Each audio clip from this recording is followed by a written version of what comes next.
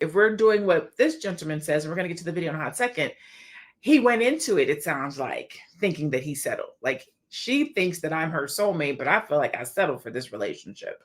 I think that that's a different dynamic than walking into it already like I'm prepared to go through the ups and downs with this person versus maybe I can't find nobody else. Maybe I'm not gonna, maybe I just want to be married. She seems cool. So let's just do it. So in her eyes, man, I love this man. And this man he's everything I ever dreamed about. And in his eyes, he's like, well, I'm married. I got to, we got kids or whatever the case might be.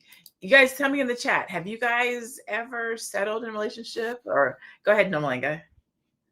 I was gonna say, I think that's what he's saying now. And oftentimes when you talk to couples, if they're going through a rough patch, they'll say things that are very different than the time when they're actually feeling in love or they're feeling good about the relationship. So his recollection may not actually be that good because most men don't actually marry women they're not attracted to.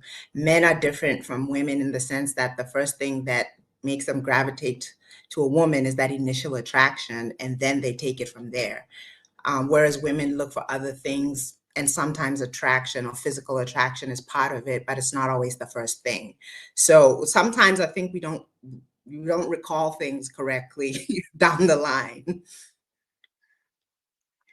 Go ahead, Dr. Felicia, were you about to say something?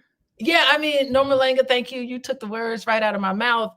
This is a moment of growth for any man who has come to this decision. This is a moment of growth, and he needs to reflect on this. He needs to take a step back and say, hold on, I'm coming to these conclusions because maybe perhaps I'm having an issue with my wife about this particular topic right now.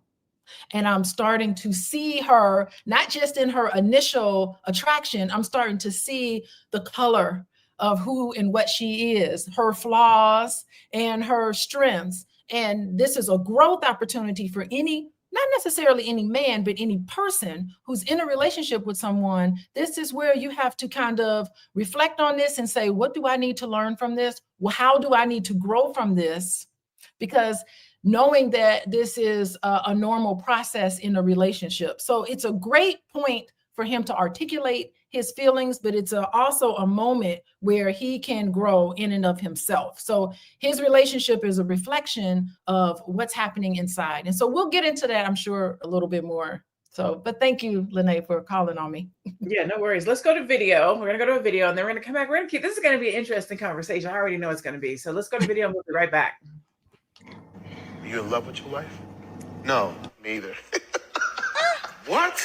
No, I'm not in love with my wife. Why? No, I don't even know her. What are you doing? Why? This is our 8th. Hold on, we got married in 2016. This is year number 8. September 8th, we'll be married 8 years. No. So let me get this straight. They're trying to ban TikTok, but they're not doing anything about these men and these microphones? Look how these men just casually betray the wives they stood in front of God, family, and everybody else. The one they promised to love, honor, and cherish. They can just casually confess publicly to not meaning any of it.